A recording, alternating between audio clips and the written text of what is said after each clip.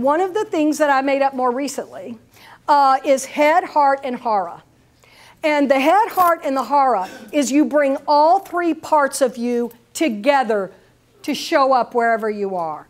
The head, of course, is your intellect and your mental ability and your what you bring to your company, what you bring to other people, your value, your intellectual capital. That's your head.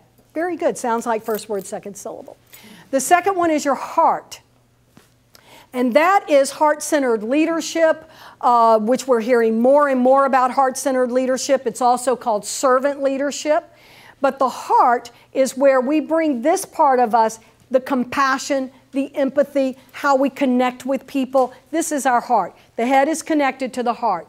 But these two don't work, though, unless you have the hara.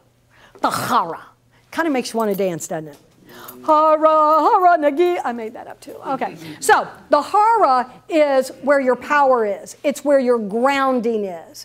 And so one of the visuals I do every morning is I see myself standing and I see roots dropping down out of my feet, through my body and out of my feet like a tree. They go wide and they go deep. And that grounds me for my day.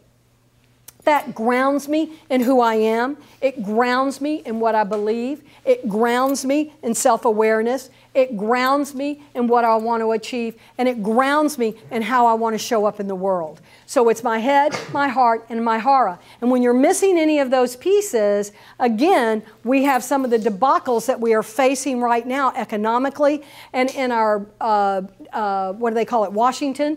All of the things that are happening around us, sounds like first word, all of those things that are happening around us is because there's not a connection here.